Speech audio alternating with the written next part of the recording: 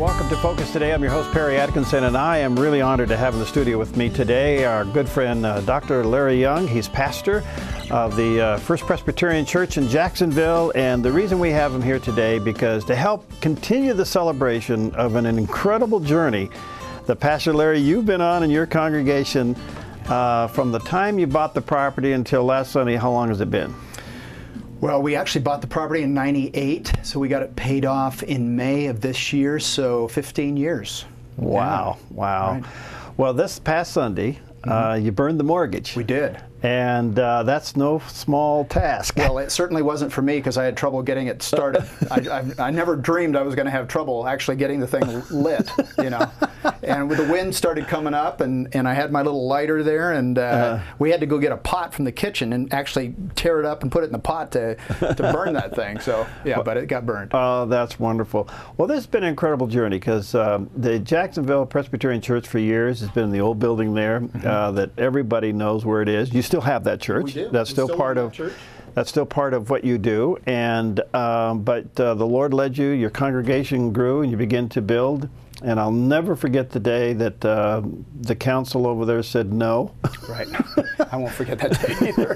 And what happened on that? Well, they were concerned about traffic and noise and congestion, and they felt like the church was just going to really grow rapidly, and they feared another big church in the area. So they, I think it was more out of fear than anything. They basically said no, and as you know the story, we gradually won their approval, and then we had another group, private group of citizens that took us to court, so we had to contend with that litigation, which we did for a couple years, and by 2003 we actually got our conditional use permit. You might remember it was on a technicality that we actually won the conditional use permit. So. Yeah, incredible stories. Then the construction. Right. And how long? Construction was from '04 to '06. We built our two big buildings by '06, and then in '07 we added an office building. All right. So. Now, part of that construction was, and your use permit had to do with the type of layout you did. You have 3 separate buildings, and they don't let you connect them. Right. That's right. That was according to the conditional use permit. They wanted a smaller footprint, if you will. They call it that, on the property to kind of match up better with the houses that are adjacent to the church. And there's a little theme there because that goes right. back. What is the theme? Well, there was a fictional story created by our historical consultant George Kramer to help win the Planning Commission's approval, and that was a farmer was living there. He was a member of the church. That's why there's the Christian Education building is built like a barn. Right. It was his barn for his farm. And so he offered property to the church, and we came in there and built this building. And so that's why it's made to kind of look like a farm. So. I don't know, folks, if you've never visited their church, it's just beautiful. It really is. It's just so special. And if the least of which, go out there for Good Friday and Monday, Thursday services. All right, so you went through the construction. Like most constructions, did it get more expensive than you thought? Oh, yeah. Oh, yeah. Absolutely. Yeah, that was at the period of time in our economy when things were just booming. Yeah. And, we had a large group of retired men that came out, and we figured out they saved us about $500,000 in labor costs. And the contractor was very gracious about working with them and allowing them to do a lot of the work. But the whole project still cost us over $5 million. All right. So, and you paid it off. We did. Now, what happened to you and your congregation spiritually during this process? Well, the first campaign that we ran from 2000 to 2003 really promoted a tremendous amount of spiritual growth because the whole campaign's theme was sacrificial giving.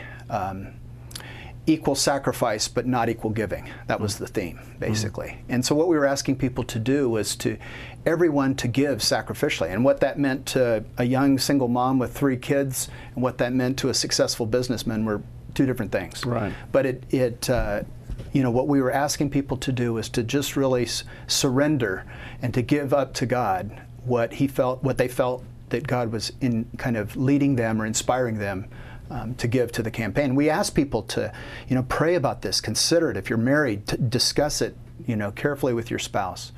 And people did. And we heard people's stories. Part of the campaign was people getting up and sharing how God had led them to give a certain whatever they were giving. And people were giving all kinds of interesting things. I mean, we had several cars that were given. We had 3 pieces of property in Jacksonville that were given. We had annuities. We had, just all these different things. And it was amazing to see what people were giving. All right, so you move, you're in, you have a mortgage, and statistics show that the giving can drop at that point. Right.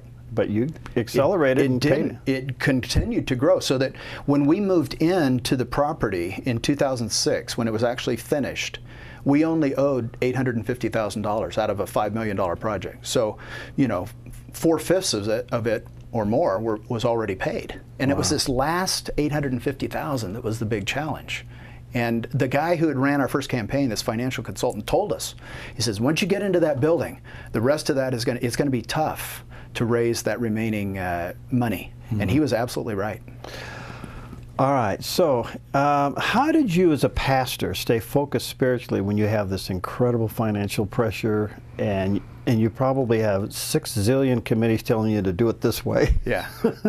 How did you balance it? It was hard. I'm not going to, make it sound easy, because it was tough. We're looking at this nice historic church that we could have easily sold. Yeah. And I mean, you've got that, and you could say, well, we could raise, $500,000 or $1 million just selling that thing and pay off our debt. And there was a part of us that wanted to do that, and yet we really felt like there's a place that God still had plenty of ministry left for that old historic church, and it's true. He does. Right. And part of it was that idea. Part of it too was we respected the legacy of the pioneers who founded that church. They had prayed and they had sacrificed to put that building up. Wow. And it's like, and now what are we going to do? We're going to turn around and sell it to the highest bidder of whoever it might be. Right. So, so we wanted to respect that legacy also. That's wonderful. Now, is Jacksonville the oldest church in Southern Oregon? It's the oldest continuing church in Southern Oregon. Now, when I say continuing church, we're talking about congregations that have kind of come and gone. When we were founded back in 1857, there was already a Methodist church that was meeting in town. The Catholics had already started their services. But both those two groups, the Methodist church folded in 1928, and the Catholic church, they basically made that into a mission parish. So that's why we kind of define it that way. We are the 10th oldest Presbyterian church in Oregon Territory. So there were earlier Presbyterian churches that were established, like in Oregon City and Portland and different places. But we are the oldest continuing church of any denomination in Southern Oregon. Wow. Did you ever think in your wildest dreams you'd be taking on a $5 million project? No. Did God kind of blindside you on that? Our church back in the 1970s almost folded. It almost decided to go out of existence. Really? And and thankfully, the wise people prevailed, and the Lord wanted that church to continue, and so it did, and it's gradually been growing ever since that time. Well, I've watched your growth. It's just been phenomenal, and you seem to attract families. Middle-aged families. You obviously have a full variety of demographics, but there seems to be an incredible core of young families with you. And we do. And it's become that more and more that way in recent years. In the 80s, I've been there since 1985, and I came in as you know, real young, 31-year-old pastor, and the challenge was to try to attract younger families, and it didn't happen at first, and we were struggling. And the first 5 years here was a real struggle, and then all of a sudden, God started bringing these families in. So it's been a very gradual kind of development. Real quickly, a couple of other things. A personal thing. You wanted to go to Napa. Yes. When you were leaving Sacramento, that's right. You wanted to go to Napa. Tell us that story real quick. Okay, it's a wonderful story. There's a church there, Presbyterian church in the north part of town, built right next to a vineyard. Beautiful vineyard. Oh, it was just incredible. The weekend that we were interviewed there, and I had my heart set on that place. And And it came down to me and this other guy from Texas. And the church, I mean, they had 150 people apply for that job. You can imagine. Yeah. And they chose the guy from Texas. And it devastated me. And I just thought, oh God, you know, why? You know, it's one of those kind of deals. Yeah. So when they started, Southstage started putting that vineyard in next to our new church, the Lord reminded me of that. And you know, He said, "You got your vineyard." You know, and I thought, and I told the congregation that. Yeah. You know, and they loved it. And you got a vineyard that just backs right up to the we church. do. It's just beautiful and serene to look out across that. Very pastoral. What's next for you in the church? We have improvements that we need to make on the property, that some of which we kind of, well, we didn't even realize that we could put lighting in the back part of our parking lot until we read our updated conditional use permit that basically allowed it. Yeah. And so we've got to do some improvements with parking situation, with drainage, just, you know, some basic property improvements. But we'd also like, and we're praying about, planning another church, another evangelical Presbyterian church here. I think we got some footage. I don't know. Did we show it already, guys? I don't know. We haven't showed it? We don't have the footage? Okay, I'm sorry. I know that Steve ran a story on you burning the mortgage the cook pot. I'm looking at that and I go, we had to do it. I know. I'm looking at that. You're holding this big pot and I go, what's that all about? You know, and I realized now it was the wind, you know. Yeah. I had, one of the guys in our church said, well, I had a little propane blowtorch you could have used, you know, and it's like, well, yeah, I guess I almost needed a flamethrower on that particular day because the wind was so Well, Larry, congratulations. Yeah, thank you. You have handled this with such incredible integrity and grace, with incredible opposition.